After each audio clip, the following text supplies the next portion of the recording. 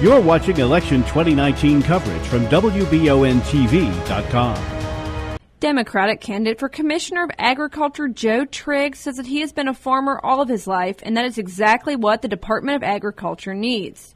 Trigg also spent nearly 30 years in the U.S. Air Force, where he served as the Air Mobility Command Explosive Ordnance Disposal Functional Manager, where he oversaw 16 military installations valued at over $280 million. The Glasgow native is also a greenhouse manager, where he says he has over 30 years with hydroponic and aquaponic gardening, including fronting a tilapia research project. Trigg says he has a plan to integrate the hemp crop across the state on a county-by-county basis. He says that this crop is detrimental to the Commonwealth to fill the void of flailing tobacco crops, as well as to help fund state deficits. Trigg is a proponent for medical marijuana next, but he says that the hemp and CBD oil industry is a strong and necessary first step towards this goal. From Barron County, which is the top ag county in the state, I'm running for the ag commissioner. We have a diverse farming operation that consists of 50 beef cows, and we have 2 greenhouses, a couple of produce stands. We've done hydroponic and aquaponic production.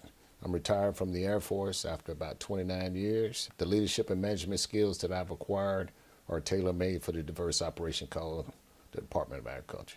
Well, I'm 100% for hemp and medical marijuana as long as the cultivation aspect of it is up under the Department of Agriculture. And what I think should happen is I would like to re-implement part of the old tobacco quota system, which gave each individual small farmer an allotment. So now it's kind of the wild, wild west. What I foresee is if we gave every farm an opportunity, if they wanted to grow hemp, they could have 1 acre for CBD oil.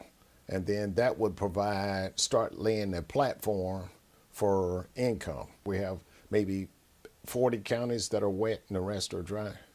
So if they had the hemp program or the medical marijuana program was up under the ABC and counties got a choice to vote, then the production or the cultivation of medical marijuana, the processing and the dispensary of it would be, you couldn't have it in those counties.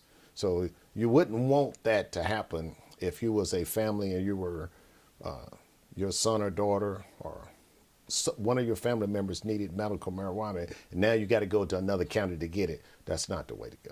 We have to look at food insecurity and hunger as almost 2 separate issues. In the past, I've been associated with the Muhammad Ali Center, U of L, United Way, trying to bring food to farm to food deserts.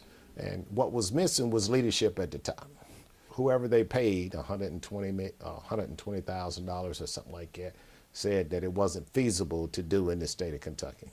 Aggregation points is what they were calling it.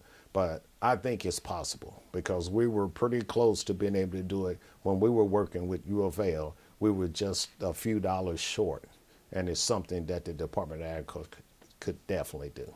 What sets me apart is I lead by example. I'm sitting here and I'm talking about growing hemp or saying, and we actually have the license and we will be putting the hemp crop in.